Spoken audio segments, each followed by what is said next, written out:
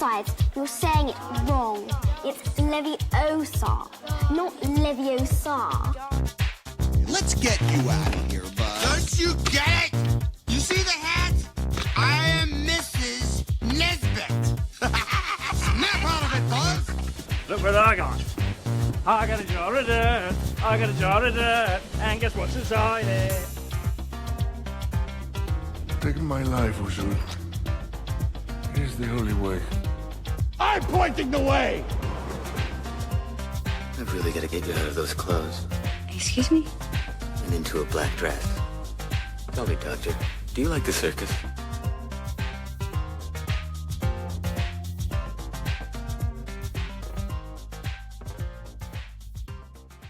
Welcome back. Zack did it. Welcome back to another episode of Get a Load of This Movie, a franchise movie podcast where we talk about movies that are a part of a franchise. But guess what?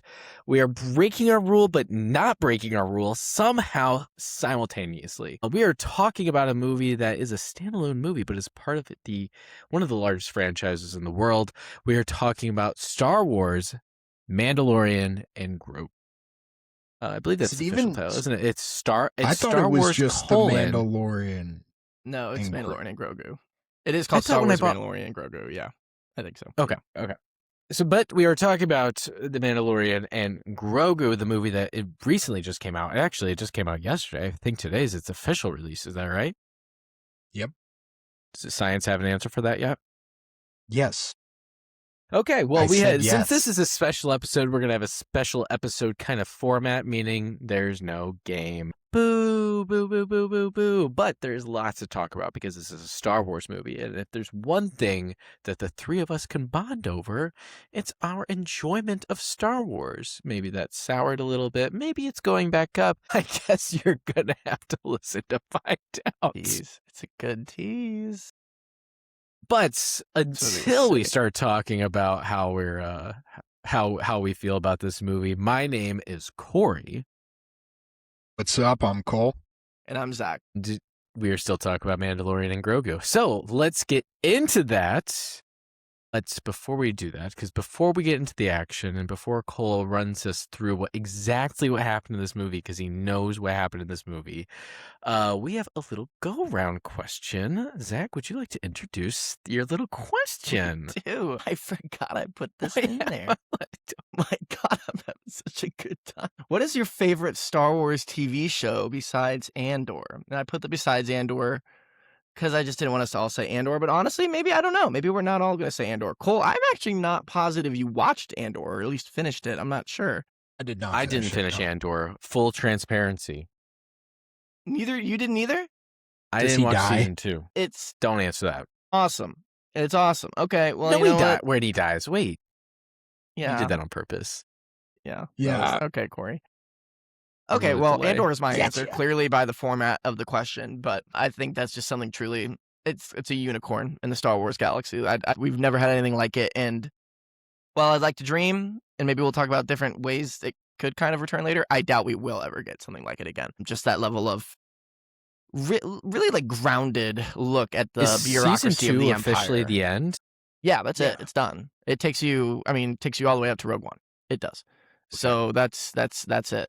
So that was incredible. But I think besides Andor, I mean, there are highs in Clone Wars that I'd put up with the best of Star Wars, even the movies. There are highs like Yeah. the last arc of Clone Last Wars. 4 episodes alone are probably some of the peak of Star Wars television, if not Star Wars in general. If you put those together, those last 4 episodes together into a movie, not that they would That's ever hell put of a episodes movie. in, no, Hell not they of would a ever movie. cram episodes into a movie again. Not that would ever happen. Never. Definitely not what we saw with this movie.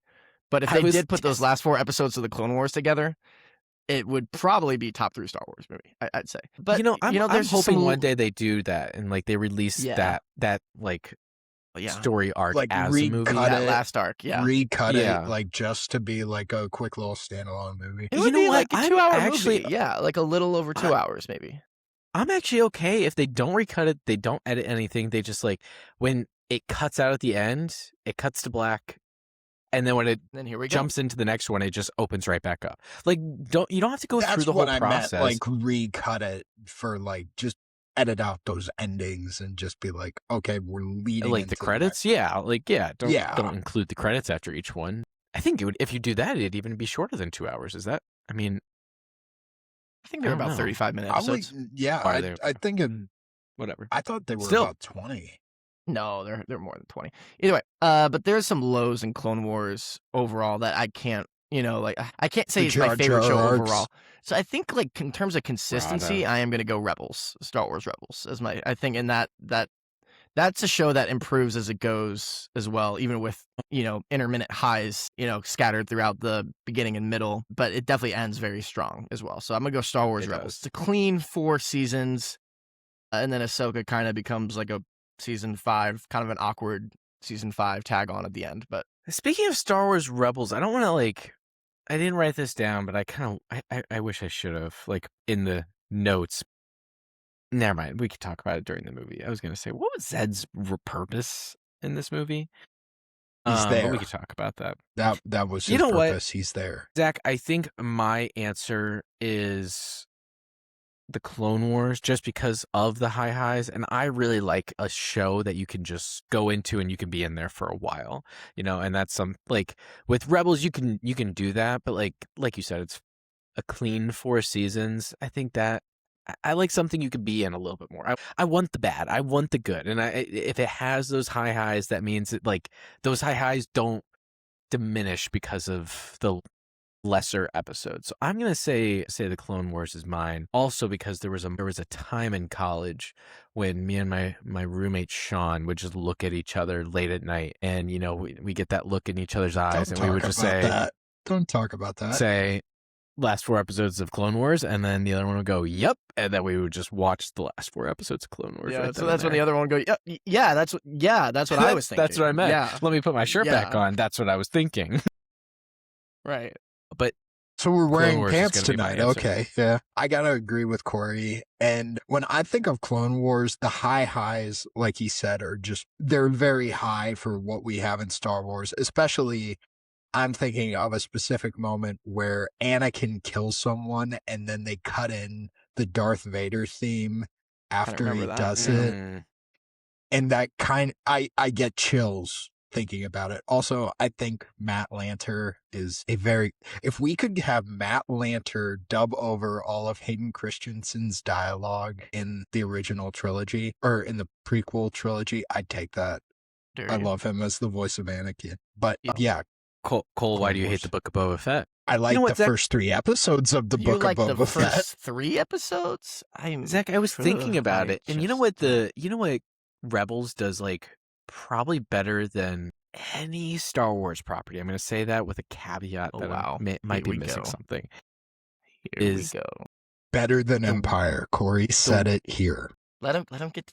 No. the In pick. this specific aspect, the world building revolving around the Force specifically, I Yes, think it does a lot of better good than stuff with anything else. It makes it mysterious while also answering a lot of questions and defining it more, but not overly explaining it. Yeah, you And don't I want to love over-explain it.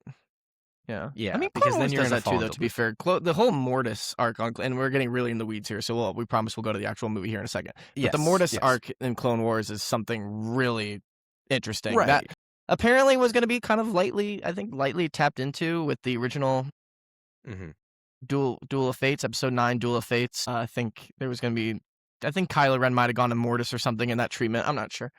Interesting. That would have been cool. Would have loved to see that live action, but alas, here we are. We got a better thing in live Yeah. action. Luckily, we got this. We so. got a movie. Gosh, this movie's so sick. Can't wait to talk about it. All right, let's do it. So, without further ado, the action. Even the opening scene, there's always some random girl who gets a call that undoubtedly ends up getting her killed. It's also predictable. There's no element of surprise. You can see everything coming. Ah!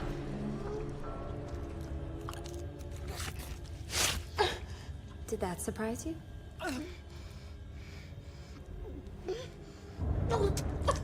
Why?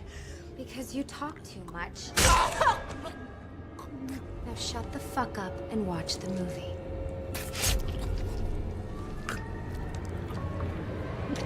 Cole, now, I Cole, were watched this you movie. writing down a summary while watching it, Cole? Okay, well, My Are you phone sure? out during a movie. no. Well, I was none going of to us say, would ever do Cole, that. I almost got kicked out of the movie while watching it because I had my phone out taking frivolous notes. So Frivolous? you're going to have to. Did you say frivolous? You I said said the correct frivolous. term. Yes, I because don't there think was that's a the correct lot use. of depth in this movie, and Cory needed to Cole, just type pause. it out. Frivolous. It's not the correct use of that. Lacking in seriousness. Yeah, you know what? No, this is right. I think you lucked your way into that. I don't think that's how you meant it. No, that's especially given your lucky. tone.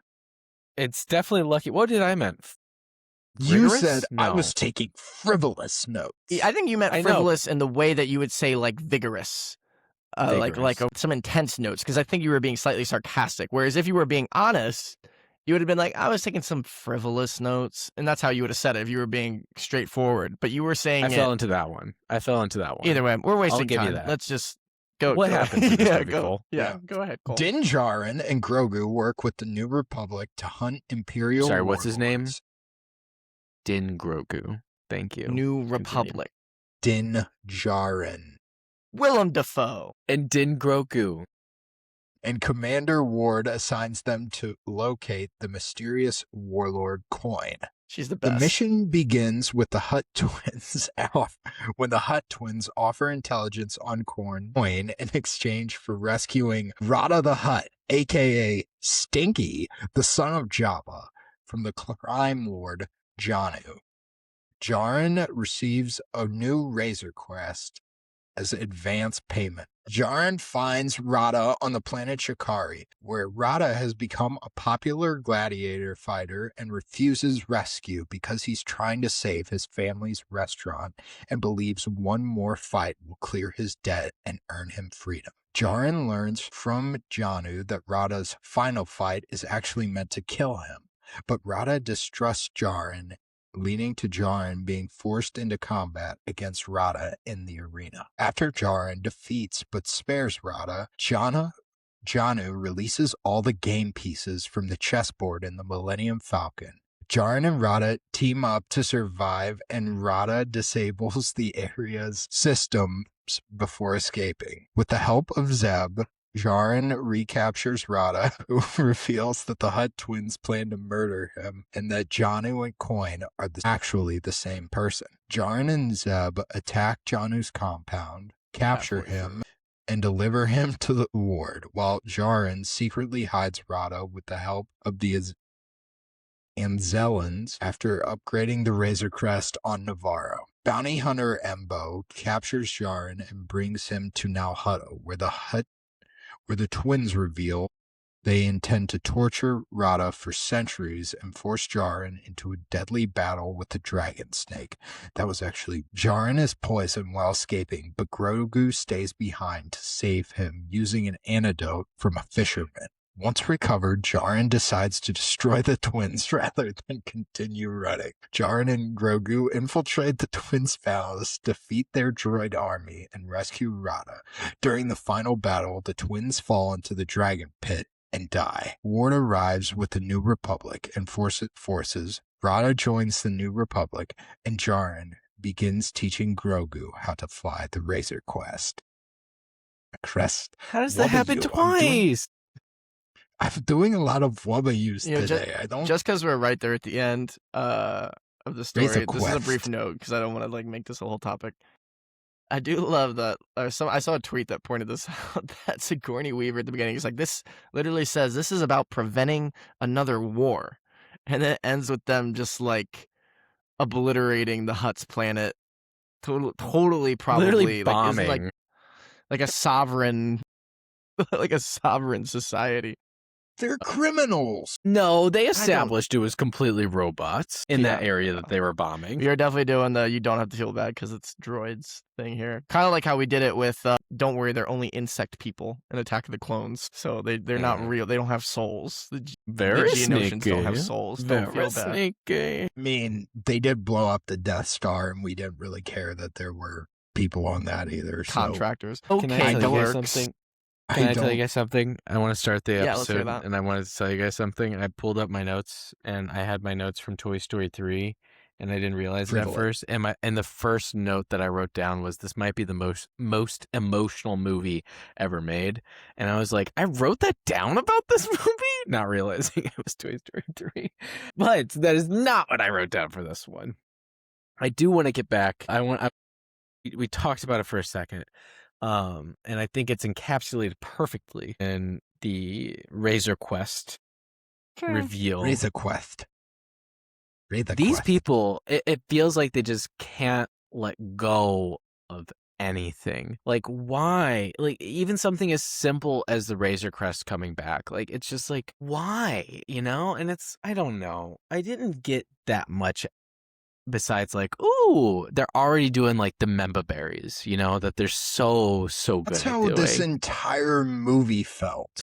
Memba berries? It's like, as soon as they said Rada, I'm like, I know him. As soon as I From saw the Zeb, other shows. I know him. And it's basically like, I feel like Dave's at the point where he's like, I created all these characters, and now that I'm the president of Star Wars, they're all live action. They're just all live action now. And that's what it feels like. And Okay, it's you know just- what? Let's talk about. Let's not tear it apart like that. This movie started as a show. The Mandalorian was a movie. Yes, this was. It was a show. It was a 3-season show. A lot of the episodes were different. I mean, similar to what we had seen at that point, because at that point we were coming basically right off of Rebels and the end of Clone Wars. So I think we had been used to more episodic shows where it's like each episode its own contained story. And when I rewatched them, there's still very much that where in a sliver of an underlining story going through the entire season until you get to the end. With that kind of framework that we've been introduced to with The Mandalorian, where it's like, here's one story in an hour-long episode or a 35-minute long episode, depending on what it is, whether it's a Spider Planet or something else that the show offered us. Do you think that this earned a 2-hour runtime and a movie theater run? Wait. Are you asking if the show up until this point earned a movie, or are you asking if this movie itself is worthy of that status? You know, I was asking more of the first one. Like, do you think it was time for like something like that? Because the last season ended with them saying, now you can go defeat, like, we're going to go focus on the Outer Rim, go defeat that. So and it felt very like, okay, we can continue to be episodic at this point and like kind of do what we've been doing, where there's like one underlying story in a certain sector. So I was asking, do you think it earned its place at this point to get a movie? But do you think this movie in general, or specifically, I guess, that we're in Let's do one at a time. Let's do one at a time. One at a time. Yeah. Okay. So answer the first one. I would say no. You The don't last think the Mandalorian's earned? I think if you're coming off season 2 and you're sticking with what it was in the beginning, which was a space western, and we have to acknowledge there was a giant tone shift from season 2 to season 3. If you're going with that space western motif, I think yes, you earn that after season 2. After season 3, it became this kind of mishmash of storytelling that I don't think they really knew what the tone of the show was anymore. It had to build this larger universe like forcefully, instead of what I felt the first 2 seasons did really well, which was natural progression. And I don't think after season 3, I wasn't really even excited if they were doing a season 4 at that point, because I was just kind of done. No, I realized when doing my rewatch for this movie, I rewatched the entire show.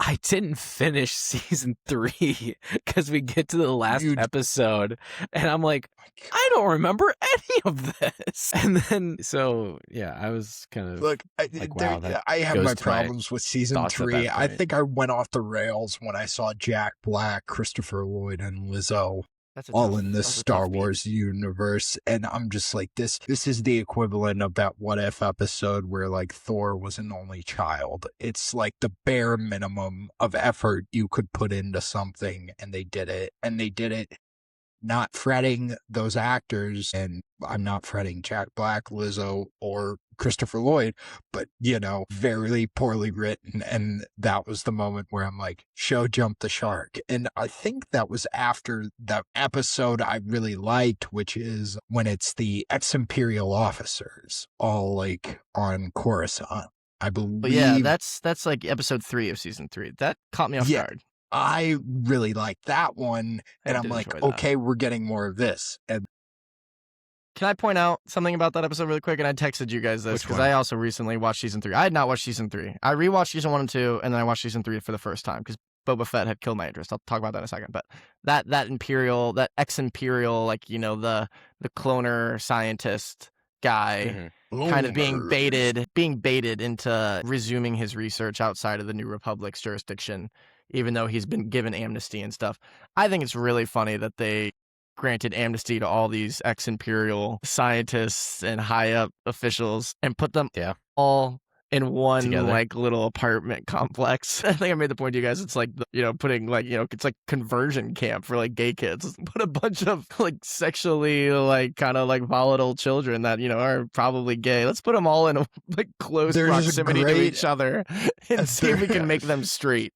There's a great SNL skit like that too, where it's like Ben Affleck is like the lead counselor at gay camp, and then it always ends like every like skit that they have on why it's bad ends with them like making out. So this is the equivalent of everything's gonna be evil, you know, no matter whose mouth it comes out of, it's probably gonna be evil. So about Mandalorian, the show, I think I was really excited when it started. And, you know, just because it was the first Star Wars show and it's like the first thing to debut on Disney Plus. I remember it's just jarring to me how different my mindset was then in 2019. It was like, I'm taking off class to watch this second it drops at 10 a.m. I'm skipping class this morning. And like, because I was like, there's no way someone's going to watch a new Star Wars show before me. Ain't no way I'm living in a world where someone has watched it and I haven't. So. And here you are seeing the movie on opening night. And then 2 weeks later, Rise of Skywalker came out, and it's been and then Zack little bit of a took slow a descent. year off. He said, I'm taking a year. No, Star he Wars. watched the rest of the season. I did finish Mando season 1, but I Yeah. do think after that I was like, I'm done with Star Wars for a year or something. I do remember, now that you say that, Cole, I do remember making that. I'm giving up Star Wars indefinitely. But we've already went over all that with the Rise of Skywalker episode. Anyway, I remember I remember the thing with season 1 overall, I thought it started off fine, and then I really didn't really care for the middle, the middle episodes, and then I remember liking the last couple for sure. And then season 2, kind of like as it progressed, I was really, you know, getting more into it. And then the finale, I'm sure we've talked about this on the podcast before, and I've definitely had this conversation. I think Cory, you and I watched it together. Cole, you might have been there, I'm not sure. Watched it in my basement. The Luke Skywalker thing happens, the deep fake Luke. And I remember, I think we literally turned it off after it was done and had like an hour-long conversation about the implications of this going forward. If this is what we're going to do with Star Wars, if I recall, which is like, I think the high of it happening was like, I don't know. I remember being kind of conflicted about it because like there was like just like the animal brain in me being like, whoa, Luke Skywalker, whoa, Lord, this is crazy. I'm getting Luke Skywalker stuff right now. And then also just the kind of, you could just tell something was off about it. And like both what I'm seeing on screen and just the implications of it going forward. Like if this is what we're going to do, bringing back legacy characters and deep faking actors who are either not there or there. And then we're just completely like making their face. I mean, but I had that feeling after Rogue One. Yeah, and it kind of soured me on that too. But it's so different. That is also different though. That was also very different because she had just died. Who? Oh, Leia? I thought you were talking about Moff Tarkin, who has an actual whole role. As a I'm forgetting about that one. The Leia thing at the end, that didn't bother me. I mean, it looked kind of goofy, but that didn't bother me that much from like just a one-line thing. But either way, my point is like after season 2, I remember thinking season 2 was really strong, but my favorite aspect of that ending of season 2 was not even the Luke Skywalker thing. It was him taking off his helmet and letting Grogu see his face for the first time, touch his face, and then him being still like having that connection and still giving him up. I'm like, wow, this was a really bold move, and hopefully going forward, they'll stick with it. Like, Well, I had think Cory already and I at had this early little point, arguments. They had introduced Bo-Katan, and she was a part of like the Mandalorian side, where it's like, no, the helmet, like keeping the helmet on, is not like the end all She's be a all. true Mandalorian, whereas he was indoctrinated into this Mandalorian belief that but you like, don't take off the helmet. Less so of that, and more so like you can still be Mandalorian and have that connection that he just created with Grogu. Yes, and I like that distinction. I like that we have like this, Mandalore is a planet or whatever, and it's got varying sects of culture, and like sects, sects. That's a hard word. I should have just not said it. Quests. It's an easy one to write, not as easy to say. Factions, of course, and that's what I meant to say. It's got and they can Willem Dafoe. Yes, of course. Either way, that. I like that stuff, and it's just for them to undo that in Book of Boba Fett, a spin-off show off of The Mandalorian, like to bring him back and just retcon both him giving up Grogu, making that hard decision, and him walking back, him taking off the mask and kind of reverting back to that. That felt so cynical to me. And like, here's the thing: if it was genuinely like the best thing for our storytelling is Din Djarin, like, grappling with the fact that he's forsaken what he grew up with, and he's learning that there's this whole other way to look at the world or whatever, and he was raised only in this specific like little cult of Mandalorians, whatever. If that, and that's just the way you want to write it, that would be, there's potential there, I guess, in itself. It didn't come off that way to me. It came off more like this: Pedro's busy, and we got Pedro's to keep the busy, helmet on. and we created this character for anyone to be under there, and he can just voice over whenever he's available, which reads so cynical to me. And we turned this, like Cole was saying, space western could have been a different adventure every week with a through line that gets paid off by the end of each season. Like, it makes sense to do that with a bounty hunter. That different contracts or whatever, and like exploring the Outer Rim. That's cool. But then we've kind of turned it between Boba Fett and Ahsoka. Like we've it's became space MCU. Like we're creating a little shared universe in this pocket of time, in between the sequels and the originals. And it's just like, God, it starts to feel a lot more hollow to me. Yeah, Ahsoka did feel more as its own narrative than anything. Book of Boba Fett is a clear spin-off. The thing is, I don't remember Ahsoka. I remember liking Ahsoka, but also I watched it after it was completely released, and I watched it in 2 sittings. And I remember enjoying it enough in that format, just not waiting week to week, where I was like, you know what? Yeah, sure, that was fine. I remember thinking it definitely should have been Rebels season 5 and like animated, but I didn't think it was like bad by any means. But it's just because I still just had a disconnect between Rosario Dawson. It's not like she's bad, but it's just hard for me to reconcile that that's the same Ahsoka. It's the voice, it's the tone, because even in Rebels, Ashley Eckstein possesses that kind of gravitas that she has in the Clone Wars, and Rosario Dawson plays it a little more monotone. Yeah, it's not quite as well. It's also supposed to be that Rosario Dawson had gotten to this point in Ahsoka's story where she had become closer to Master than Apprentice. So it made sense character-wise for her to be a little bit more monotone. So I didn't take that as like a negative. But I do want to say I think that goes probably the same thing. Like, people didn't really gravitate towards Clone Wars when it first came out because Anakin was a huge character and it wasn't Hayden Christensen. Well, it was a really bad movie. It had a really bad movie to start. You have to remember that movie is bad. They had it figured out by starting the show with a bad movie, and then whereas Mandalorian and Grogu took the opposite approach. They did the complete opposite 180. Whoa, spoilers for the review section. No, I'm just kidding. This movie's sick. Yeah, our friend gave it 4.5 out of 5. Me at the pod. But I was just saying, like, long story short, though, I don't think that do you think it earned a movie? Yeah. You don't think it was as earned a movie? this is a character for multiple. Like I said, kind of like Cole was saying, the space western thing. He's a bounty hunter that, I think he's best served with a week to week exploring different areas of the galaxy, the outer rim, and taking different contracts. Maybe we keep dabbling with the empire, the remnants of the empire, eventually as they're kind of forming on the outer rim. Rendezvousing with each other, whatever you want to call it, organizing to eventually become the First Order that we see in the sequel. That's an interesting idea for a show, and I think it should have stayed like that. And I don't think their plan was to do a movie, and we'll talk more about that with just the way this movie feels. But and also the other issue with it is I just don't think, like I was saying, a character who has a helmet on 95 to 99% of the time, it's just hard to hold you. And it's just hard to grip me emotionally as I want a protagonist to. I mean, you can do that if the character, fluctuates their voice and he doesn't that much. Is more charismatic. And while I will say I love Pedro as an actor, this character is played very stiff. And that's obviously the point. He's a warrior-bound, raised Cole? by warriors guy.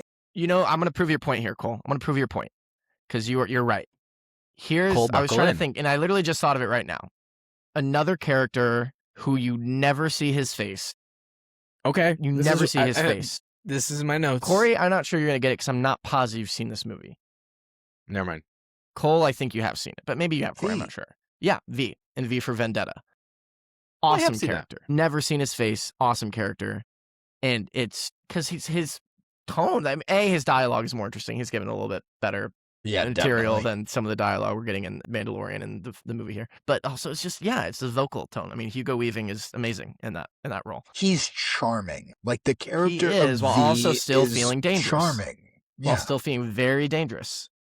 So case in point, that clip where he kills the woman and she wakes up and she goes, "Will it be painful?" And he goes, how will you do it? And he goes I killed you 10 minutes ago. And it's just a very good you scene. can feel warmth coming out There's of him. a spectrum of emotion. He has forgiveness for someone who wronged him. And that being said, but that was also Hugo Weaving didn't join that movie till halfway through. They had a completely different actor on set most of the time. He didn't even come in halfway through. And that's just proof that you can do that and still have a character who carries such weight with their voice. I realized I haven't seen that movie. I was thinking of a different movie with a masked character. What were you thinking of? Don Diego. You guys know that? What? The Mask of Zorro. I've seen The Mask of Zorro, but he takes off his it mask a lot. He takes it off quite a bit. Well, that's what when you said V for Vendetta, that's the movie that popped in my mind. I've seen that, and then I realized I was wait, this isn't V for Vendetta. Z for Zorro. You were thinking Z for Zorro. I'm thinking Z. Well, because he does, but in the tree. You're not wrong. I agree. It's a fun movie. Yeah, Zach, just to answer your question, you can't. I don't think you can really carry a film that you can't see his face. And if the voice carries, that's great. For Vendetta, like you said, perfect example. But if you can't have a monotone character like that and just expect me to just follow him, especially when you haven't earned the goodwill to, I guess. I would bet, to answer my own question, I think they had earned a movie. I don't think this is the movie that they should have made if they were going to make a movie. Because this does feel like season 4 of The Mandalorian, not really a movie. Mandalorian Grogu. Absolutely was season 4. You can feel where the episode breaks were while watching it. Yeah, this got made because of the strike, the actors' strike, and they had to completely rework the story into the movie. Does it feel reworked? It feels like a show, and it feels like a movie. It feels like as soon as Mando gets captured, you could hear the and then you're like, oh, what's gonna happen? I can break down the 6-episode season for you right here. You ready? I can break down the 6-episode season. It was episode 1 starts with that initial snow thing, which, by the way, I think that is the highlight of the movie First for me. 15 that was so scene, good. I was feeling great. We're back. I genuinely was prepared to come in and be like, surprise, guys, I loved it after the first 15 minutes. And then I forgot that there's the rest of the movie. I was ready. I walked out. You know what? Let's just Movie kept rate the going. first 15 minutes and then give our Okay, star so rating how- after the that. movie That first franchising episode would have been works. all the way through, like, he gets his mission, goes to, meets the Hutts, and then he goes and finds Rada on the planet. And I think it would have been a long first episode, and it would have ended with that fight in the arena with him and Rada and all that. That's how the first episode ends. So episode 2 is, hey, the guy you're looking for, gonna do Coin, is 6 actually the guy that episodes? you met. Let's go get him. And then it becomes like a heist break-in thing to Yeah. get Coin out. That there. that felt sped up, didn't it? Like, wow, look at all the security here, and like the next shot we have is It like him just walking did. into the office. It's like, Yeah, all right, yeah. here we go. Just and then, Super easy. about Barely 20 an minutes of inconvenience. action. that's episode 2. You said there were going to be 5 guys. Well, there's Yeah. not. Okay, episode 3 is him, delivering back to the New Republic base, and then he goes back to rest for a bit, and then probably it It ends, and that's ends it. That's an with episode. Episode him 3 ends with getting him kidnapped. getting kidnapped by the bounty hunter. That's how episode 3 Episode ends. 4 is That's a episode 3. standalone. Wait, no. No, it's the episode rescue. 3 Episode 4 is the rescue, where your Grogu and the little Babu Frick characters go and get him. Can I opt out And then of that episode episode? 5 is standalone Baby Grogu. Yoda. Yeah, and then episode 6 is the climax, I big need to fight. keep. That's the 6-episode season. I couldn't. I was so over that 15 minutes we got of just Babu Fricks and Grogu. I was How dare so you. tired of it. Watching. What Okay, did you not there's two Cory? things. What There's did two you things I not want to like? say. There's 2 things I want to say about Grogu in particular, and I would like to talk about Grogu. I think this is a perfect opportunity to, because there's one thing where him being a puppet is so, like, I love really, it. really, really appreciate that. And there's something about him being a puppet that's just like, okay, I like it. But there's also this other part of me where I'm like, why was this not animated? Like the best part the of whole Star film? Wars, just Mando, like everything, like the show, like why was this not done in the same way that Clone Wars, Rebels, like one of those shows was done? Because one of the great things about those shows is that you can have these main characters like Zeb, where he looks in all sorts of crazy and in it, but it's like he doesn't look any different, like stylistically, than the other characters. Like they all have this base to them. To add on to that, the one thing I will say, seeing Zeb as like an adulted version of the character, it took me out of Zeb's here, because he doesn't look like Zeb really. Yeah, But go on. I just think that if you're going to have a main character who is not someone that you can say you cannot, like, is not a person that you can direct in a live action thing and is a puppet, I just don't know if that's a recipe for success, because there's only so much you can do with what they have right here. I think there's a lot that you could do with a puppet. I'm not saying there's not. I'm just saying in this particular instance, I felt like you could have gotten more, especially where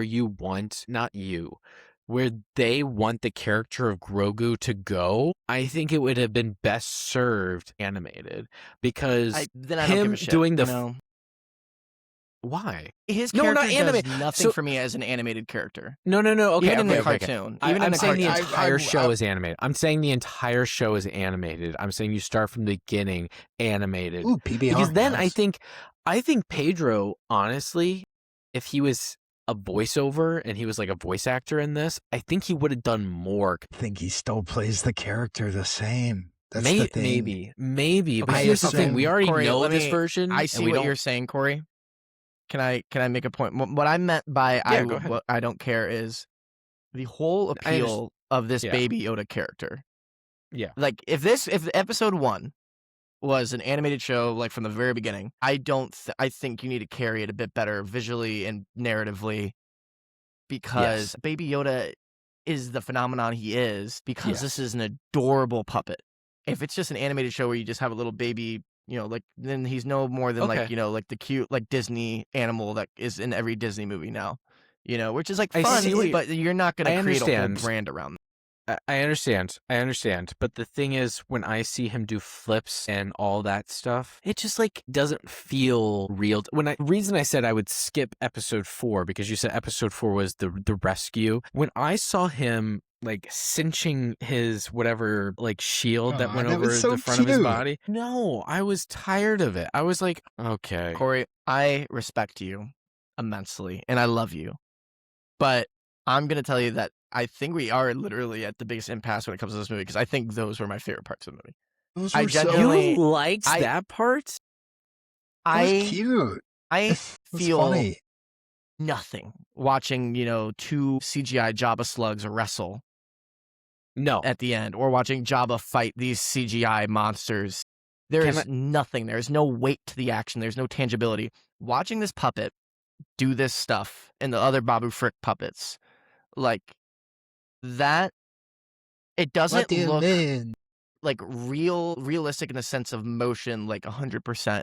But I am willing to forgive that because this is a sci-fi galaxy far, far away. I don't need it to look the most realistic in that sense. I am enjoying it more from a, wow, this is impressive. How did they make this puppet do this? Like, I'm fine with it looking a little wonky for the sake of it being something practical on set that feels like it has the weight to it. And honestly, I genuinely, the moments I was smiling in the movie where like there would be a wide shot or something where Mandalorian's walking with Sigourney Weaver or something, and then like behind them, see that little ass puppet waddling his ass behind them.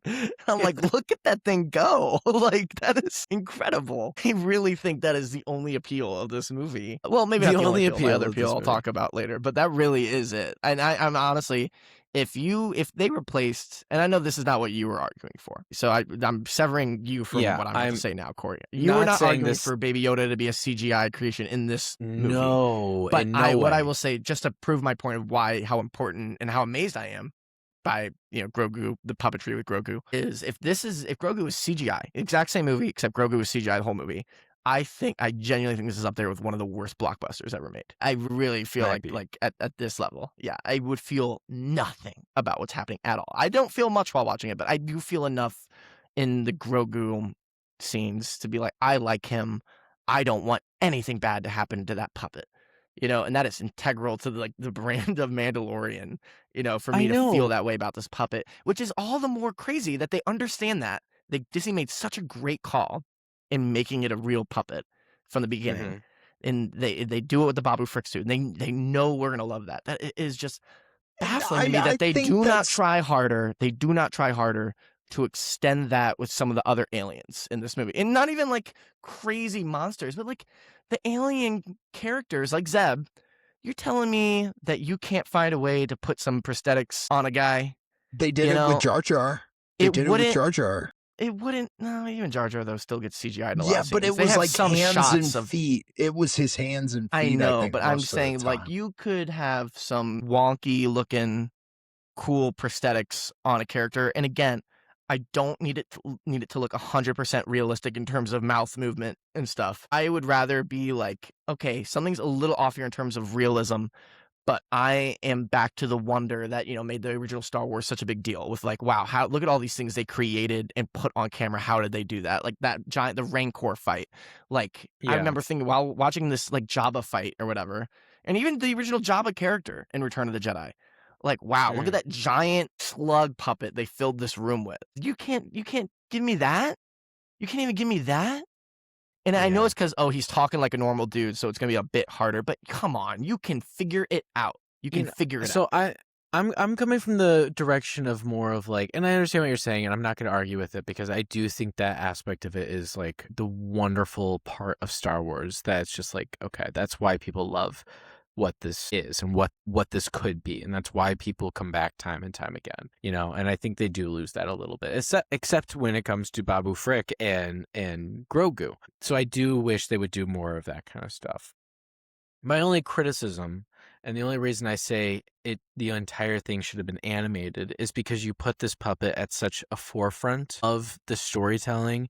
I mean, I went from watching the show straight into the movie. Like, there was no time. Like, I literally watched the season 3 finale like an hour or two before I went into the movie. So it was like boom, boom. You put this puppet at so much of the forefront of action and like the drama of what's going to happen. Like, you know, you can put Pedro Pascal or Din Djarin in that situation, and it be like, okay, what's going to happen here? You can feel like he might not come out of it, you know? But with the puppet, I mean, at the season 3 finale, I don't want to talk about the show too much, but the season 3 finale, it was him against 3 like of the Imperial like knights guys, like the guys all in red that Rey and Kylo fought at True the end of The Vanguard. Last Jedi. Isn't that one of the other Mandalorians fighting them? That was ruining my take if I didn't say that. What? Wasn't that one of the other Mandalorians? No. They were in full red. They were in full red. It was like I know. Fighting them and Oh, I'm thinking of the episode before the Giancarlo finale because Esposito. they kill one of the Mandalorians, like the but cult even in- Mandalorians. Whatever. Don't worry. Yes, season, even in they kill season the other one. 3 of Mandalorian, you have like the weird like grass dude. I love him. He looks like old Greg. Yeah. Yes, Old exactly. Greg. Cool, exactly. but- That is one of the characters. Like, thank God he's not CGI. They made a wonky looking guy and put some prosthetics on him, Right. and I gravitated towards him because of that practicality. And I'm because just of Old saying, Greg, I think because that he's in such a specific like key point of the story, and he is the small like fragile puppet, you can see the fragility come through in the way that they act on screen. And so there is like a pause. There is like we're not taking it as hard. And then all of a sudden you cut to outside the room and you see whatever guy just get thrown across. And it's like, okay, well, that was kind of, you know, it feels like it takes away a little bit in that sense. And when you're trying to do a whole movie, it's like, my gosh, like I don't really want Picture to this watch. movie animated So, though. Is there even Corey, it's still- here? there's nothing So there. I do. I You know understand. what? I Maybe can't you even don't put pose the Grogu. Just don't put Grogu as the like title character or like the main character of the movie. I'm perfectly fine. What my favorite part of this movie, my absolute favorite part of this movie, was when Pedro Pascal lost his helmet and took on that water dragon thing. Yes, in the the 2 pit. minutes of Pedro that we got. In I think the it movie. was closer You to had to go make the 5. materialist. But that was like No, that that was was like exciting. A minute and a half. That was really, really exciting. I really enjoyed that aspect of it. I enjoyed the first part of it too. It's just like, I don't know. So Grogu as the But- puppet doesn't do much for me in a big action movie. I liked when he was learning about the Force and that stuff a little bit, but So Corey, so you didn't like, Grogu. We can't do a lot with him as a puppet. Yes, he's a baby Yoda, but even in the original, when we first meet Yoda, there's not a lot Frank Oz could do with that puppet. But that's kind different. of fine because he is, I believe he's like 1,000 years old at the time. But 900. that was the magic of Star Wars. That Exactly. was that we are seeing them and they are tangible and we can reach out and we can shake their hands because Yeah. they are The world there. felt real. Yeah. At the beginning of this series, I remember thinking we are back to that. We were even back to that in the sequel trilogy. It felt like JJ and Ryan Johnson made it a concerted effort to make these characters. I remember seeing Queel in the first season of Mandalorian, Nick Nolte's character. Yes. Another great example. Yes. And he was so real to me. I felt when he died, that was a hard moment for me. He Well, had yeah. spoken yes. anyway. But as I'm watching this movie, a little too much played in the fact that it was Jeremy Allen White's voice coming out of this hut body. Is it really? That's a kept trying problem to for hear it. another time. Kept But- trying to hear it. That Like, being focusing said, on, like, the intangibility of hearing Carmi Brazzado's voice out of this big CGI Was it blob. really his voice though? It was one I could hear it. intangibility. Okay, I also want to say on Do his we character. lose the magic of Star Wars? Yes, with a million times these before that. CGIs. Yeah. It's just No. there's no magic. This There's universe, there's nothing about that is enjoyable to watch. No, The fact because if that- you're gonna do that, then you know what? Shell out. If you're Disney, if you're gonna go that way, shell out and blow my mind like James Cameron does. You're not That's creating true. an entire environment like he does, so you could still do it in less time. You're just doing it with characters. It's just like, or like, even the Planet of the Apes movies, Kingdom of the Planet of the Apes. Like, That's fair too. It looks so Look good. at how It good looks those apes so look. good. you can't get that for any. You are Star Wars. You are Star Wars. This is the biggest brand of media in the world. Why are we cutting corners like this? Why are we just okay with like the bare minimum of like, okay, this is passable. No one's gonna look at this and be like, he doesn't look right. That looks too wonky as CGI. Like once it like you hit that minimum of like passability, we just move on. But then you just lose the ceiling just drops so low for the possible quality of your movie. Because like I just do not care about any of that. And on the topic of Rada, the Huttlet, Not a Huttlet anymore. He's a grown Hutt now. yeah, well, it was a Doing tribute to the grown original Hutt thing. It was a tribute to that original Clone Wars film to have another movie made out of that was originally just a few episodes and then they put it together into a movie. But this is another sign that this was for sure written as a show. Is that this character, this movie was, even though it's in theaters, this was so written for Disney Plus, in the sense that his dialogue is the most like second screen dialogue I've ever seen in a movie, with him reiterating the same shit over and over again. Like we didn't hear him the first time. Like it's made for people folding laundry or like It's the or on their laptop. Netflix rule Yeah. where you have to reiterate the plot about Exactly. 5 times. Yeah, that's what I'm saying. Because if His we don't, dialogue we don't know. was like just unbelievable that this did not get cleaned up. Like it is just so repetitive and just bland and lame, not interesting. It was just really tough. It's a tough assignment for Jeremy Allen White here. Johnu Coin. Johnny's Why? Johnu Coin. Well, just him going like, "I'm not my dad. I'm not my father." Like that. What was the he had point to- of bringing show, Jeremy don't Allen tell. White in? He's Just a have a big name. name. It's a name. He's It's a a big name. name. When I saw him as second build too, I was like, "What?" I was worried right away. I was like, "Oh I gosh, was like, he's going to be he's that big of a going- character in this." Oh, no, there- that was there were- worrying. There was the It goes argument to to a- be made that we were going to get the Donald Glover treatment from Super Mario Galaxy, where he doesn't even sound like himself. Well, then and- don't give him the second name. That's ridiculous what we're talking about here. Like that was an early sign. Like, man, that's ominous. That was ominous. You know, I was gonna say, I think it goes to another point that like it's not like its own event in this movie. Like Jeremy Allen White being a huge name attached to this, for what reason to have a name attached to this is no different. I mean, it's a bit different, but in the same vein of like why they did it as to having Zeb in this movie. Just to say that they had Zeb in this movie, like he didn't have a purpose. His character didn't do Leo much May. besides like. It's like they're relying completely on like, oh, people know him from this, people know him from that. Like that's what people know Jeremy Allen White from. That's what people know Zeb from. And that's all they were banking on with some of their big characters. Like even having Sigourney Weaver, I thought she had way more to do than Jeremy Allen White or Zeb. But it's just like, what are we you couldn't doing? tell Why are with we her character.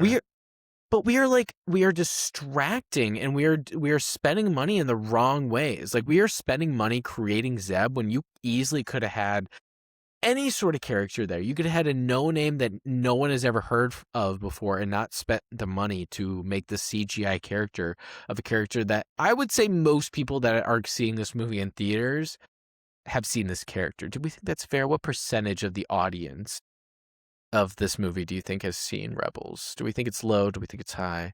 I bet it's pretty high. Low. I think Dave is That's going to banking on see the it. fact that people will have watched it, but at the same time, you can't do that anymore. Okay, You but I'm really- thinking the people I don't that think see it's this in necessary to have seen theaters- Rebels for him to. Here's the No, thing. Actually, it's not I will- necessary. It's not necessary, but I'm betting that's what they're hoping on. But it just Yeah, goes to but just goes to a larger thing of like not many characters have too much of a purpose in this movie.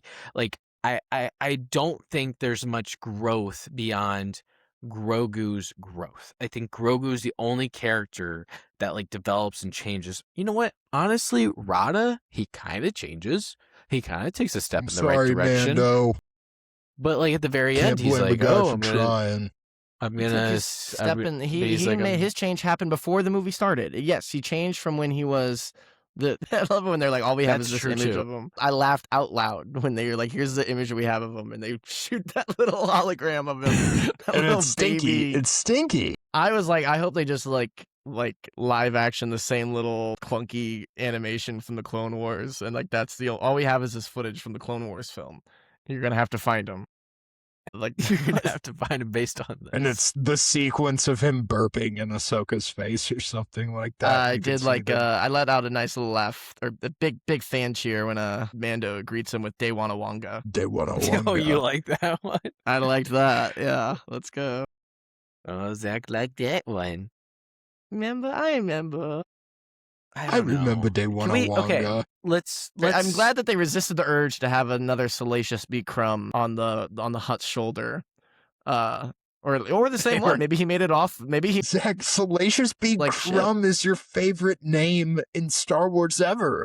I will tell you this right now. When he showed up, or not him, it wasn't the same one, but that species, there's like a 3-second shot of those things in the trees in the first episode of Mando season 3. I was like, oh, like it bought me so much goodwill. Those little things hanging in the trees on the Grief Karga Those were planet. Yeah, I know, and that's that's why I like them. Do they look the most real? No, but who cares? Because it just makes all the difference that they are there, that they are like physically there on set. It just looks different, and I like that. Can I make one clarification before we move on? I really am not advocating for more know what CGI you meant. movies. You're No, I know, You want it and I to know, be an and I know animated you show. do. I get, yeah. I think Star Wars does so good because it's so mysterious. The fantasy is a huge aspect of it. I think it does so good, and what it is lends itself very well to what animation allows people to do. And that's all I'm trying to Definitely. say. So that's No, why I think like 100%. they could do so much. They could do so much more than they could with a Corey, live that's- action because they are that's a limited by live action. totally But there's fair also an point. art to doing live action. But that's all I was trying to say. And I'm Well, not. No, Corey, and I'll and use that as we a jumping off get point that. because that's what We I was get gonna. that. I got that, and what I was gonna say is Okay, all I that's meant in the response to that was like, I don't. If you're gonna do an animated show, I don't think this narrative is interesting enough to support an animated show. And that's But, so like, If you fair. do That's it so the way fair. they did the original like Clone Wars series, like the Samurai Jack style one, I think you can do it with this narrative. But What I don't think you if could Grogu is 100? he is 100. No, he's 50. He's aged phenomenally. What if he's 100? You know what? What if he's 100? What if he's 150 girl? He's doing. Yes, I know what he's doing. She's a 27-year-old WashU student. She What listens if to this she program, Doug. Is in the Stop Capitol stop the ASMR stuff, okay? Well, our program is our audience is mostly girls pre-med at WashU, but we do get some gentlemen in there. So okay, Zach, what were you gonna say though? Corey, jumping off of your animation point, what I was going to ask is what I want from Star Wars in general going forward, and animation. Just right before hopping on. Why? Because I started the show, took a break to watch Mando season 3, which I hadn't watched yet, and I caught up right before the movie. I watched episode 3 of Darth Maul, and I'm just like, you know what? If you give me one of these types of shows every other year, that, you know what? Like, I'm doing my SpongeBob voice here when he's talking to Squidward. You know what? That would just be okay. Like, like when he's context. on the grass That's there. called context. So when That's called SpongeBob goes, giving if I the were to die audience- right now in a fiery explosion due to the carelessness of a friend, you know, that would just be okay. I would just be okay if we just did animation going forward for Star Wars. Because you can bring back these legacy characters if you want. The narrative, if you told me that we were going to get an Ahsoka, with Ashley Eckstein, and Luke Skywalker show that takes place after Return of the Jedi, where they, because somehow they met in between Return of the Jedi. They and know Book each of Boba other. Fett. Yeah. If we had a animated show with those characters, And you know what? If you find a way to have Mark Hamill do the voice, I don't know if he can still do the young voice anymore, but you did that in Ashley Eckstein. I am so on board. I am so on board for that. That Could would you be great. imagine? Could you imagine Mark Hamill and he's just like, Soka, come over here, and he's just the deepest. Yeah, it probably can't be him. It probably can't be him. But you definitely do not do like the voice, like the modulated, like imitation voice thing they do in Boba Fett and Mandalorian, where it's just like the same cadence for every line. Like that's what you don't do. I will just take animated Star Wars going for it, and I know that's being naive, and we're getting Star Wars Starfighter next year, which, you know what? I'm not hitting my buzzer on Star Wars in general, because, you know, what more damage could they do? What more could they do to me after these last 2 movies? You know what? I'm We more also in the have the sense of possibility of Star Wars 1 or whatever that James Mangold is making. Is that? I will make a 10-year bet with you, Cole, that does not see the light of day. I mean, I'd be sad if it didn't. I'm a big James Mangold fan.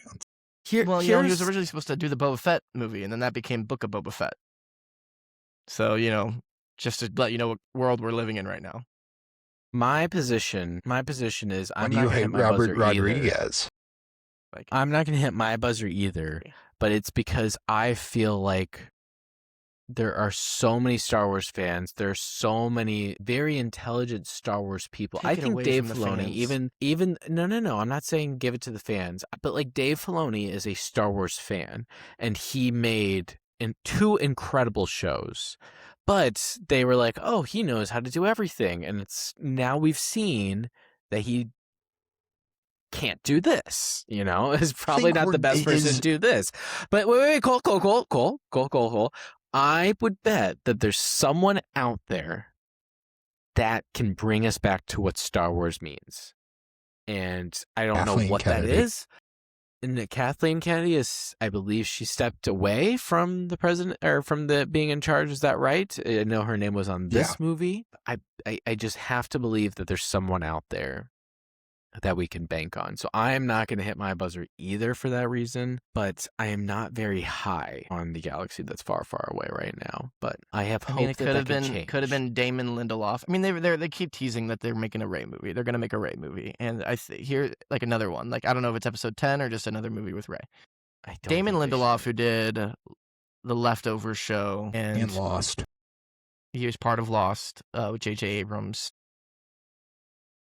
Get JJ away from this blanking. franchise. I know. I'm not. He saying needs to be like Watchmen. 6 degrees away. Watchmen, the Watchmen show. You know, which, you know, He's highs also and lows, but doing still up really cool. Lanterns. Here's the thing: for better, Cole, True Detective. you bring up Lanterns on this podcast one more time. I swear to God. I don't bring it up. You guys bring it up. James You Gunn bring it said up it's great. every single week. I don't actually. James Did you guys Gunn see said the it's almost as Supergirl good as trailer? The Flash. I can't wait. Damon Lindelof. So here's the thing with Watchmen and with the Leftovers. No one can say it. Let me stick it to Watchmen specifically because he's building off a previous IP. Leftovers was based off a book. He took Watchmen. Thank you, Cole. It's not the same as Watchmen. Okay, Cole. What doesn't work for this point. Watchmen is a big superhero brand. Already had a movie, and the graphic novel itself is really famous. He took it and he made a sequel to it with the show that is really interesting. I don't know how smooth it was overall, but I think it had a lot of great ideas and stuff going on in that show. He did not just, rest on his laurels and just do a natural next step with that narrative. I don't know if there was a natural next step, but if there was, he didn't take it. Giving him Star Wars to someone like him could be interesting. And he was the original name attached to a Rey movie after Rise of Skywalker. And he's had a comment recently that said he was fired from his planned Star Wars film after spending 2 years developing a story that would have explored a battle between nostalgia and revision within the franchise. And it's like, I don't know what that means, but that sounds infinitely more. This one comment, but a movie that didn't happen, is more interesting than anything that happened in Mandalorian and Grogu. Like that I would have liked to see what that meant. What did he mean by that? Between nostalgia and revisionist history. Here, the quote goes on here. What we were attempting to do was to have this conversation in the movie, which is to say there is a force of nostalgia and there is a force of revision, and they are at odds with one another. And let's do the Protestant Reformation inside Star Wars. And it didn't work. That sounds more. Here's the thing. Is it gonna work? I don't know. But we're not just going, hey, remember him, let's have a fun, easy Star Wars story, and let's just do it again. The bar is low. If we are going to make a Star Wars movie, and you know what, maybe Starfighter will be good, I guess, but even if it's good, I feel like it's going to be a low ceiling type of affair, because it's just, what are you going to add? What are you going to challenge us with in the Star Wars context of Star Wars? What is Last Jedi perfect? No, I don't think so, but it tried to do something new with Star Wars. It actually tried to do something new with Star Wars. Andor, the show, did something so new with Star Wars. So just cold water to the face, wow, new with Star Wars. So there are ways to do it. That's why, again, give it to Tony. I don't know if everything can be like Andor. I don't think everything should be like Andor, but I'd like some more like Andor. I would. I really would. Here's the thing. I think Star Wars, as what it was meant to be, it was always meant to be something for like high school kids, middle school kids, early college kids. I don't think they ever meant it to be for people's like well into their 20s or 30s. Like, I don't think that's what it was meant to be. They knew what they had when they had had it, though. No, I think they knew what they had. I think when they saw it, they were like, wow, we just did it. Because they made 3, and they made 3 kind of fast for the time. If we're looking at it and being honest with ourselves. And so I think they knew what they had, but I don't think it was ever made for something for people in their late 20s, 30s, and beyond. Like, I think the fact that it captured people's imagination in those age ranges was sprinkles on top of the ice cream that they had made. Right now, I think there is a place for shows or movies like Andor, because you grow with your audience. But I also think there is a place for stuff. I guess Rebels kind of fits into it, but Skeleton Crew, maybe. But Skeleton Crew, see, at the end of the day, the original Star Wars movie, the original Star Wars trilogy is well written and well made. Like Soul, like the Pixar movie Soul. That's what I think of when I think of a really well made movie, right? That is a good movie that is made for kids, but people of different age ranges can also like appreciate it for what it is. Let's have someone from Pixar take over Star Wars. Maybe that's what you need to do, the lead storyteller, story writer, whoever it is for Pixar, because you have a bunch of these very young aimed stories, like The Incredibles, like Toy Story, Soul, Coco. Like there's a vast difference of stories that you could pull from when it comes to Pixar. But like with Star Wars, that's how it started, and it grabbed people of an older generation because it's so well written and so well made. Oh, and that continued for 3 straight movies. And now I think you're getting more into it's either one or the other. And oftentimes the one is it's made for kids, and you don't get too much of the other where it's like well written. And when you get the well written stuff, you don't really want to, like, I don't know if the last 4 episodes, even the last season, but like the last 4 episodes of Clone Wars is something that's necessarily made for kids. It feels like something for a more mature audience, you know? And the best parts of Rebels is often stuff that you appreciate because you can appreciate the overall impact that it has on this massive universe that you've seen, you know? And I think that's one of the reasons I appreciate those episodes, and I appreciate what it's doing. And with The Mandalorian, like the show, I think it was a different look and a smaller version, and you taking like just like this guy on the outskirts, he's on the outer rim, you know, and kind of taking someone in that story instead of someone from the epicenter, and telling a smaller story of this guy that's just really good at what he does. But as you get more towards being for kids, you are being more of a fun show, you lose some of that writing, and you lose some of that impactfulness that I feel like. Because I honestly did like the first season. I don't know if I really liked the ending of the first season that much.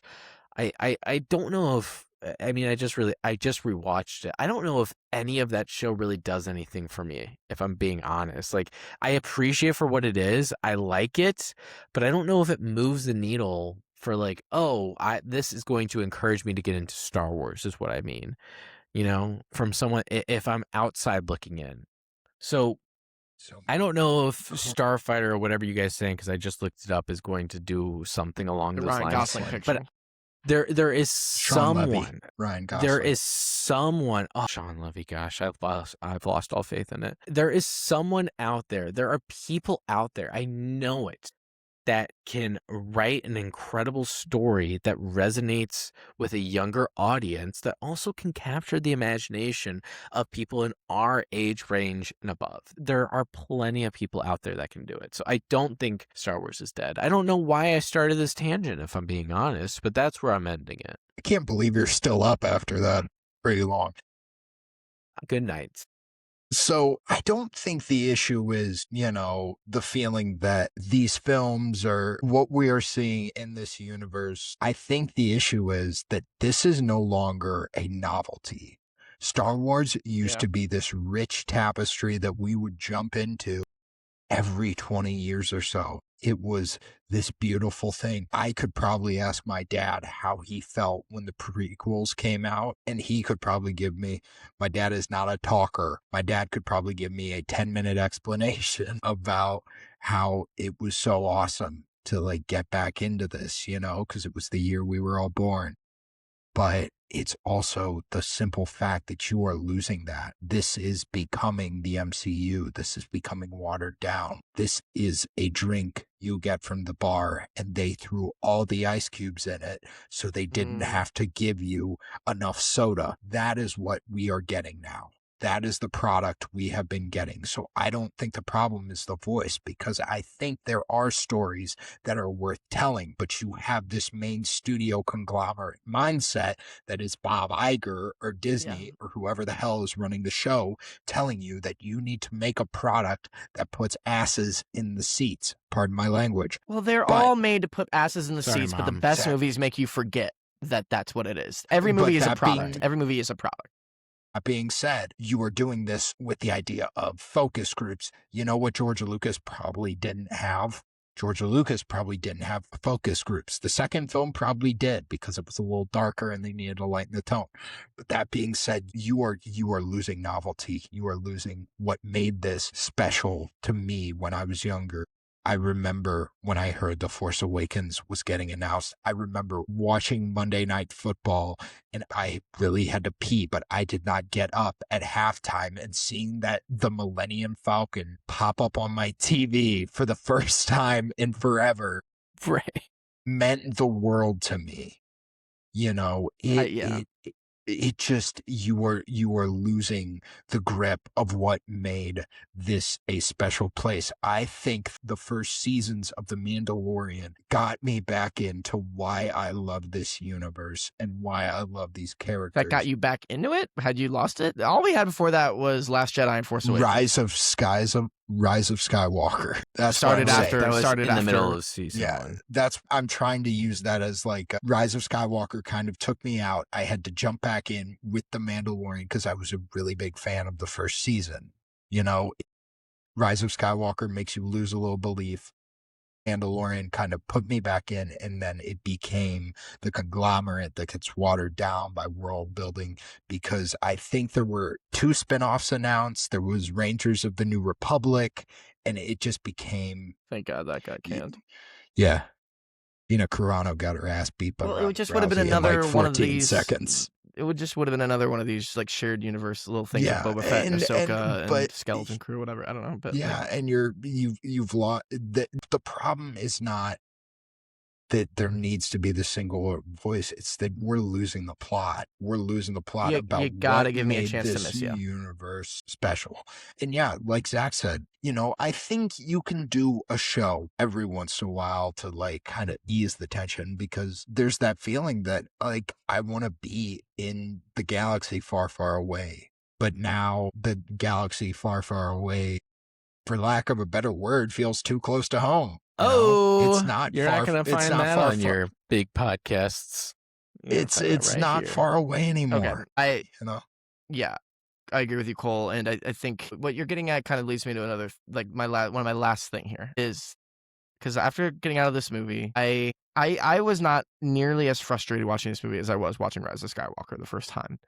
But there's reasons for that. The main reason is my investment level going in was already that much lower. And this is not really... This is so distinctly not trying to upset anybody, where there is just no real change to any character or the world around it. You know, like that. There's nothing going on in this movie there's no edge to this movie. It's completely inoffensive. Rise of Skywalker. I saw a tweet that kind of really, because I was really thinking like, what, like even though I was so mad coming out of Rise of Skywalker, whereas I was kind of coming out kind of laughing about this. Like, is this a worse movie than Rise of Skywalker? And okay, I saw a tweet that like, and I was kind of back and forth on it. But with Rise of, and there's this, I guess it's like a Dune like Twitter account, but they tweet about their sci-fi things. So the Siege of Sci-Fi says, the Rise of Skywalker is still the biggest narrative failure in this franchise, but goddamn, that movie actually felt like an event. It had scale, and then in parentheses, sometimes to a stupid degree. It had color, mostly blue, and it had planets that felt otherworldly. They weren't good, but there were character arcs in it, and despite the somehow Palpatine return plot, it was not entirely without stakes. I absolutely hate The Rise of Skywalker, but I can appreciate that they at least tried. It has components of a movie. The Mandalorian Grogu simply does not feel like a real film. And like I was like, yeah, that is it. That genuinely, I agree with that 100%. I was willing to give Jon Favreau a chance just because he made The Mandalorian, but you know, if you're gonna fail, at least attempt to fail, I think would be a good way to like say it. Give it the old college try. How much do you think he was actually like? How much room do you think he was actually given to fail? I feel like they gave him nothing to work with. I truthfully believe that. He gives him. This is his story. He wrote the script. He gave himself nothing to work with. What are we talking about? Him and Dave. Yeah, man, the laugh out loud when we saw Dave Filoni with his cowboy hat in that bar.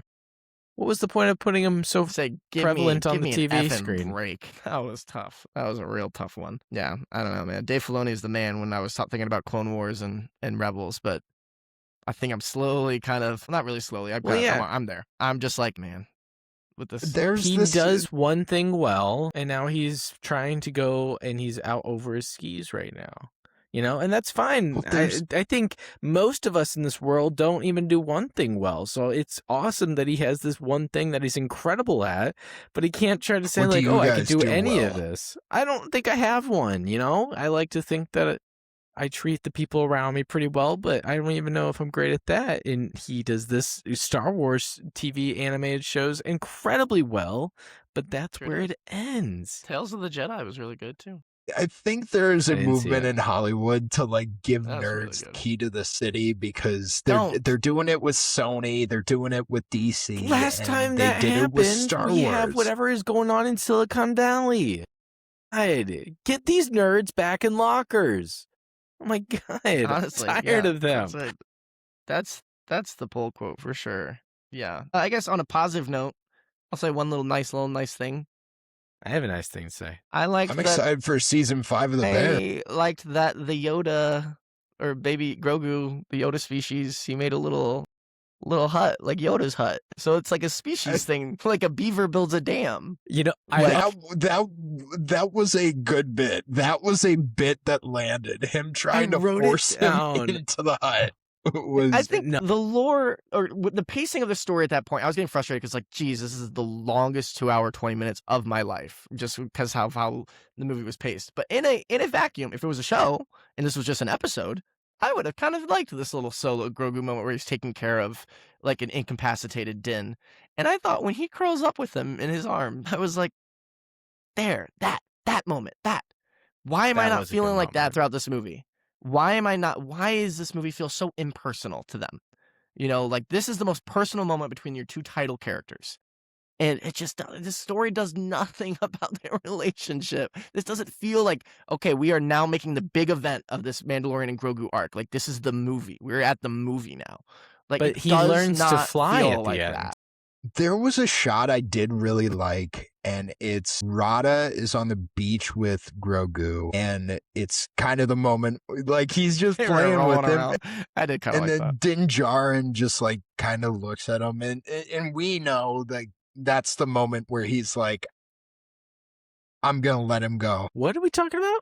The helmet looks the Give me exact a same. face. It's looked Give in me a- every other shot, and I'm like, it would be great to have a protagonist who could express something right now with their face instead of Yeah. just standing there the exact same way they stand in every other scene. I did watch a they video standing breaking with down like emotion? why we had to put the helmet back on, and it really just pisses me off because it was to sell toys.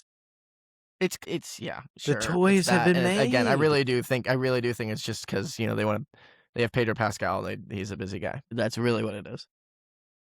But I was I thinking got nothing else. towards the end of, unless you got more. last thing I was thinking towards the end of this movie, I was like, you know what? They don't really need to have Pedro Pascal do anything besides voice this character, and maybe not even that at a certain. But like, they also got him for 2 minutes. but they also don't really need a consistent person to manage the puppet that is Grogu. And I was like, they could be putting these out every 3 years until we die.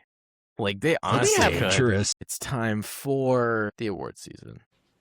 Apparently they strayed off course, and we're fairly certain they're in guerrilla hands. So why don't you use the regular army? What do you need us for? Because some damn fool accused you of being the best. Look at this. Who goes first?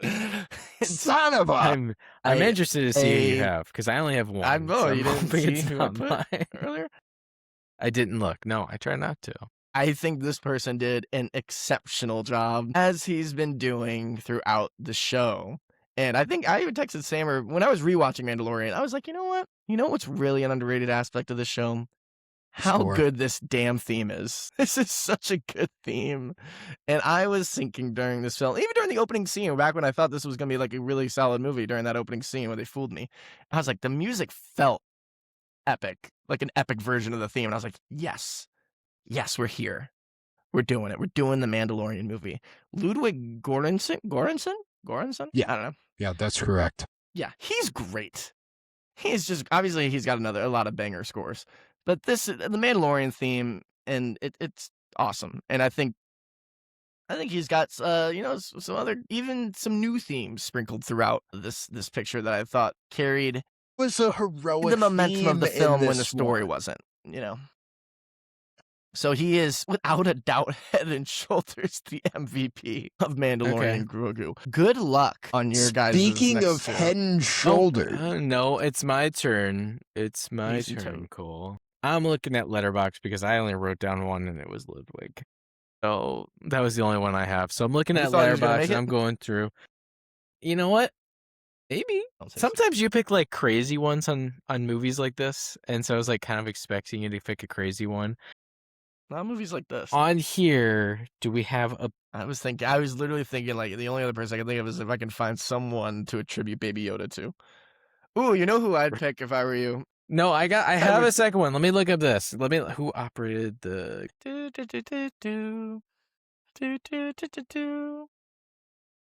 But yeah, that was definitely mine. It was a studio. Okay, that's not gonna work. Never mind. So I'm looking at Letterboxd, and I'm seeing someone who I am going to give my MVP to, and I'm going to give it to the person who I feel like, you know what, without Spit it out. none of us would be here.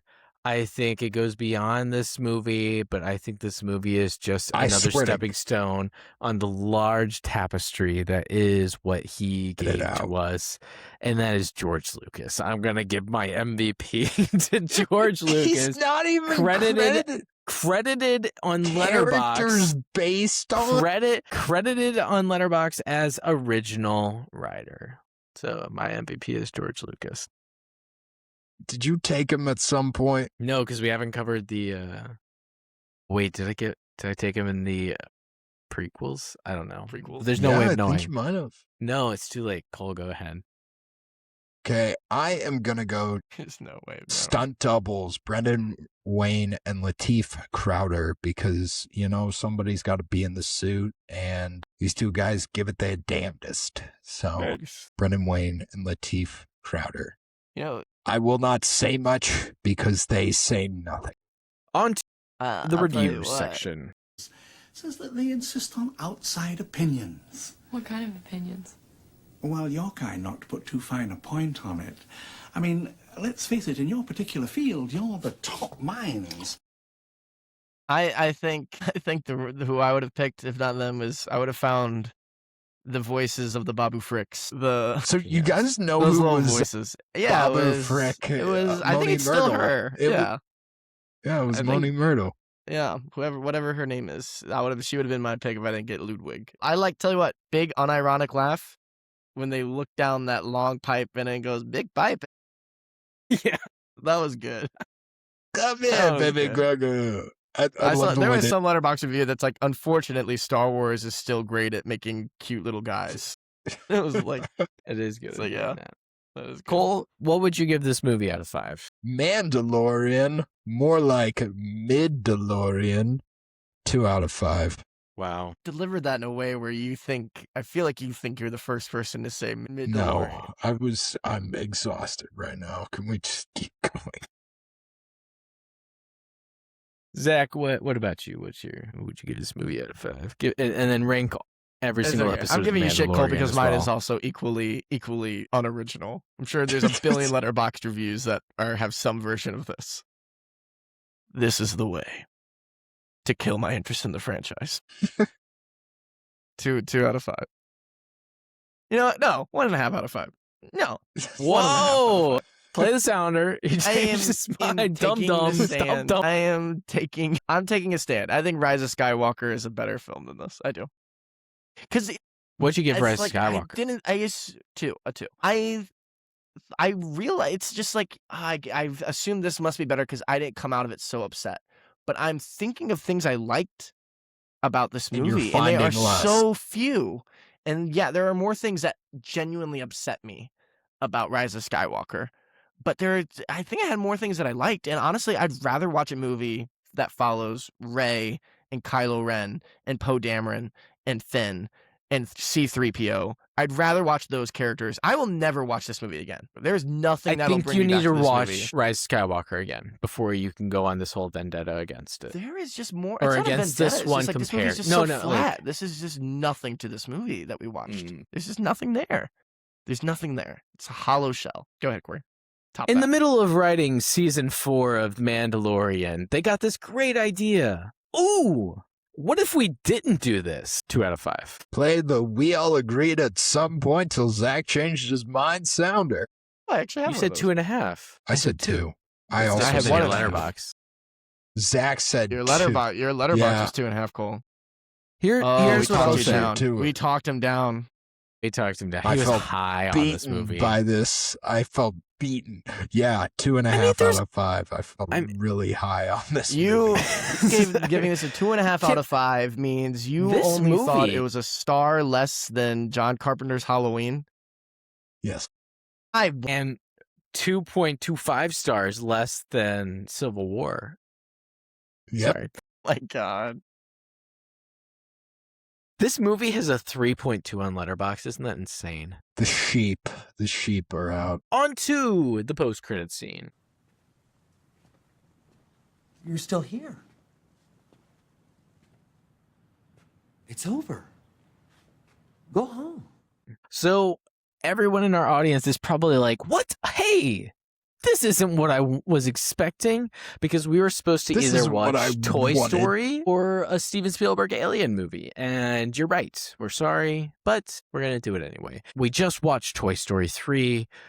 Next is War of the Worlds that is coming up. Tom Cruise's War of the Worlds, 2005. Is that what I'm going with, Cole? What year did that movie come out? There's no way you could have looked this up before. Is it 2000? War of the Worlds came out. One sec. Yeah, 2005. Yes, that's what I thought. So that's what we'll be watching next, followed by Toy Story 4, Disclosure Day, and then Toy Story 5, just a look ahead. But it's been a little bit.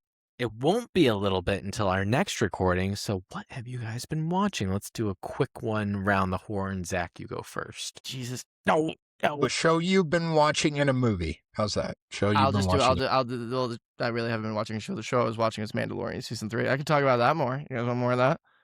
Nope. No, I'm just joking. No, I'm just joking. I don't want to. Kill you. I saw Obsession. I don't, Zach. I saw Obsession. Obsession, the new horror film Obsession, is, I think, my favorite movie of the year so far.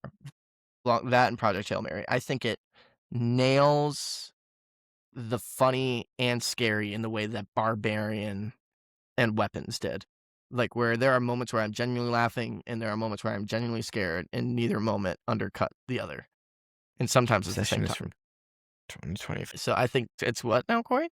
It was 2025, so it can't be your favorite movie of the year. Okay, it was released at a festival in 2025. It just had its wide release last week. So that's that. I think it would count in the box office this year, put it that way. So yeah, it's my favorite movie of the year. I would highly recommend going to see it or catching it as soon as it's on VOD. But yeah, big fan of that one. I saw someone talking about the director of this movie, like he's the next big thing. They gave him Texas Chainsaw Massacre. They're giving him the next Texas Chainsaw movie, and he's got a movie that he's already filmed coming out in between this and that. Very interesting. And the main girl in Obsession, forgot her name. Apparently she's in like Superman and Lois or whatever that show is or something. Yeah. She is awesome in this movie. Cole, do you know who this guy is? He's like a YouTube guy. He's like a YouTube star. That went like Zach Kreger was. It's the comedy to horror pipeline. It's still running strong. Cole, what have you been watching? I finished up The Boys. I actually really liked the last season. It might be unpopular, but I thought the finale was really good. And then one movie I did want to mention, I found this on Peacock. If You Were the Last, with Anthony Mackie and Zoe Chow. It's actually a really sweet sci-fi rom-com. And Zach, you'll like this. Whenever they portray the ship in space, it's like a cardboard ship because they wanted to save money on the budget, so they do like this weird goofy like cardboard ship in space. It's actually really practical. fun. It's practical. It's It's tangible.